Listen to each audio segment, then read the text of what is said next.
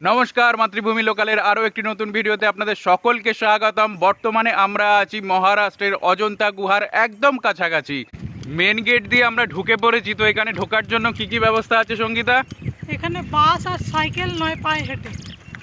আর যদি বাইক আর চার চাকা নিয়ে কেউ আসে তাহলে বাইক আর চার চাকা বাইরে রাখতে হবে, আর এখানে হেঁটে বা বাসে আসতে হবে। সাইকেলের প্লাস পয়েন্ট আমরা পেয়ে গেছি, এই রাস্তাটাকে এনজয় করতে করতে যাচ্ছি।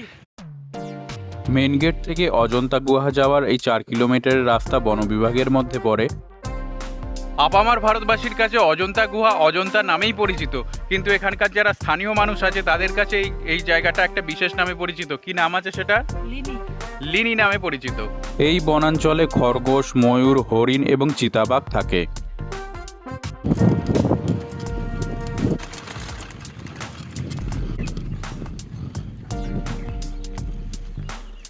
4 কিলোমিটার সাইকেল চালিয়ে আমরা চলে এসেছি একদম অজন্তা গুহার সামনে। আর এইখানটা কত টাকা নেয় টিকিট দেখছি। তার আগে বলে নিই, এই যে সাইডের বাসগুলো দেখতে পাচ্ছেন, আপনাদের আগেই বলেছি যে বাসে করে এখানে আসা যায় আর সাইকেলে আর হেঁটে আসা যায়। তো বাসের ভাড়া হচ্ছে গিয়ে পার হেড 25 টাকা, নন এসি বাস আর এসি বাস একটু বেশি 30 বা 35 টাকা এরকম। এখানে সিকিউরিটি দাদা আমাদেরকে ফটো তুলে দিয়েছে থাম্বনেলের জন্য, আর আমরা সাইকেল দুটো পার্কিং করে ফেলেছি। এখন যাব সামনের দিকে। তো কত টিকিট নিল? 40-80 টাকা মাত্র টিকিটের দাম। টোটাল 29টা গুহা আছে। এই যে দেখতে পাচ্ছেন 1 2 3 4 5 6 7 8 9 10 এরকম করে 29টা গুহা আছে। তার ম্যাপ এখানে দেওয়া আছে।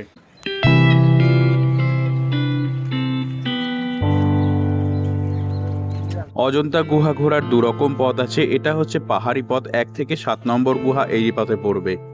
আর একটা পথ এই ব্রিজের উপর দিয়ে গিয়ে অপেক্ষাকৃত সমতলের মধ্যে দিয়ে একবারে ডাইরেক্ট 8 নম্বর গুহায় যাওয়া। এই পথ ধরে গেলে আপনার সময় এবং খাটনি দুটোই কমবে। দূর থেকে এবং ড্রোন ভিউতে অজন্তা গুহা দেখতে অশ্বক্ষুরাকৃতি। এখন আপনারা দেখতে চলেছেন 8 নম্বর গুহা। আর 8 নম্বর গুহায় কিচ্ছু নেই। 8 নম্বর গুহাটা হচ্ছে অফিস। অজন্তা গুহা সম্পর্কে 2-4 কথা বলে নিই। খ্রিস্টপূর্ব 2য় শতাব্দী অর্থাৎ যীশু খ্রিস্টের জন্মের 200 বছর আগে এই গুহাগুলির নির্মাণ কাজ শুরু হয়। এটি হচ্ছে 9 নম্বর গুহা। এই গুহাটি মূলত হিনজান শিল্পরীতিতে তৈরি একটি উপাসনালয়। এটি সাতবাহন বংশের আমলে বানানো গুহা। গুহা অন্দরে স্তূপ আছে, কিন্তু কোনো বৌদ্ধ মূর্তি নেই। আছি 10 নম্বর গুহার সামনে, যেটার বাইরে দিয়ে দেখতে এরকম লাগে।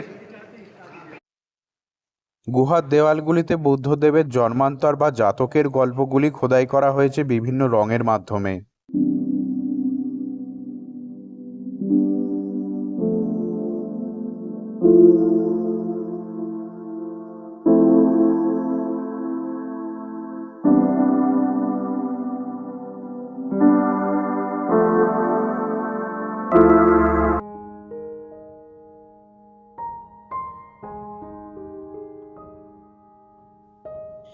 আজ থেকে 2200 বছর আগে কি নিপুণ দক্ষতায় পাহাড়ের পাথর কেটে এই গুহাগুলি তৈরি করা হয়েছে, চোখে না দেখলে বিশ্বাস করা যায় না।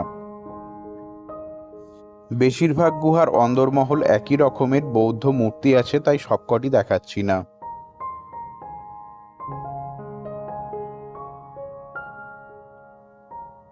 এত বছরের পুরাতন গুহাগুলির রঙগুলি কিন্তু এখনো রয়ে গেছে কিছু কিছু।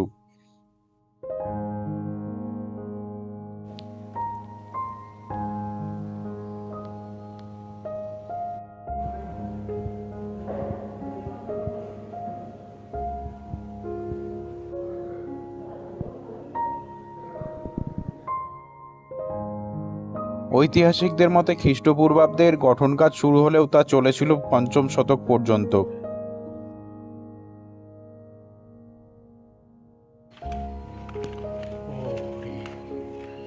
এটা হচ্ছে 18 নম্বর গুহা।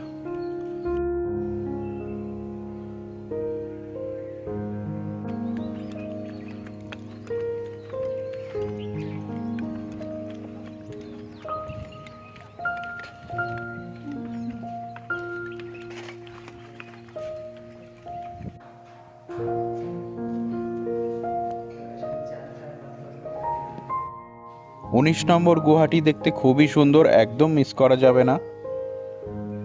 ইতিহাস ঘাটলে জানা যায় এটি গুপ্ত যুগের নিদর্শন।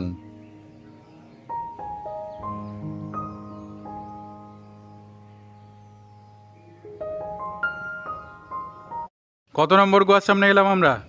23। বাপরে বাপ, শেষের দিকে বাঁচলাম। ঐতিহাসিকদের মতে অজন্তা গুহাগুলি ছিল বৌদ্ধ সন্ন্যাসীদের মূলত বর্ষাকালীন আবাসস্থল। পথিক এবং ভ্রাম্যমাণ বণিকরাও এখানে অবসর যাপনের সুযোগ পেতেন। গুহাবাসী মানুষ যেমন থাকতো সেরকম সঙ্গীতা। এই যে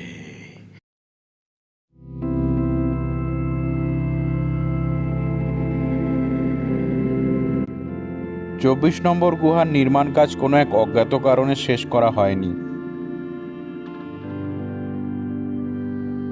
অজন্তা গুহার পাশে যে শুষ্ক নদী অবয়ব দেখা যায় এর নাম ওয়াঘুর নদী। অজন্তা গুহাগুলির মধ্যে শ্রেষ্ঠ আকর্ষণ 26 নম্বর গুহাটি। গুহা অভ্যন্তরের শিল্প নিদর্শনগুলি আপনাকে অবাক করবেই।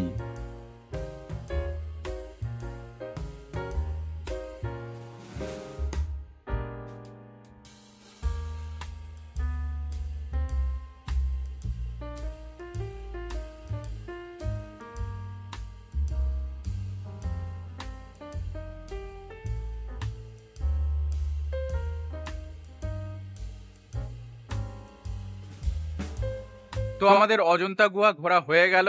কেমন লাগলো সঙ্গীতার? আমাদের দুজনকারই দারুণ লেগেছে অজন্তা গুহা। মাতৃভূমি লোকালের রেকমেন্ডেশন থাকবে, অজন্তার সবচেয়ে সুন্দর দৃশ্য দেখতে চাইলে বর্ষাকালে আসবেন।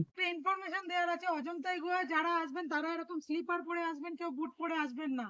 জুতো খুলতে খুলতে পা ব্যথা হয়ে যাবে। 26টা গুহা আছে, প্রতিটা গুহায় জুতো খুলেই ঢুকতে হবে। তো ভিডিওটা আজকের মতো এখানেই শেষ করছি।